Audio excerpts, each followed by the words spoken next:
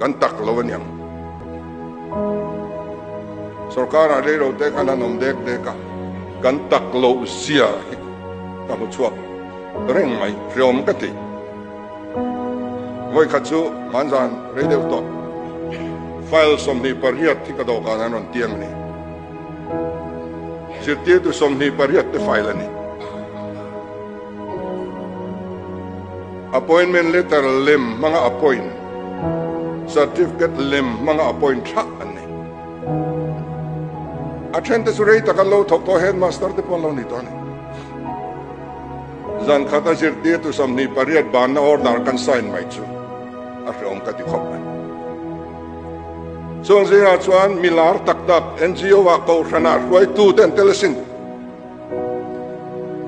enga tinge pon lama hetia lang si hian chung rila hian ti hre nei lo kan om le fake account te kan tia kan gamani chuan mi iba chon mai ang u mani in thuk ru chunga bi ru chunga fake account manga mi poi soi mai te ring tu omdan dik chu ani hau lo ani kan father tribal scholarship alla thei lo kan income in asir lo tribal scholarship deal ve thei kan ni lo ti in reng chung sia rong bol tu an father tana tribal scholarship deal chin hi engza nge omang ration card avar nei tur ni na ang lo atanga chu da ration card var nei tur ni na ngatinge a eng nei ram tu makanin no chung singa chuan rong bol tu te kan bang mia lo ni o MR bill diklo tharau mi alang trong try pe buk na le te na tidik thei mol silo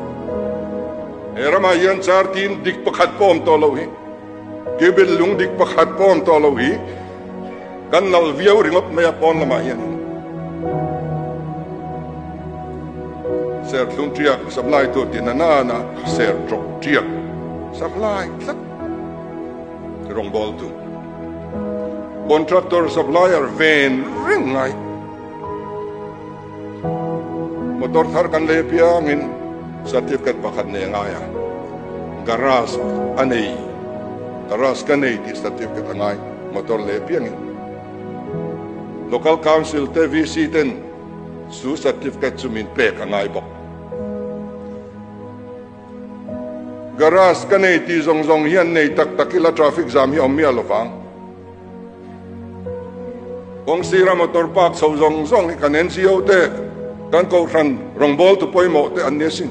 enga tinge do tan sei so chani so wang chani lali swai local sengin min nol ve le mai o mang o ti ka ngai to thin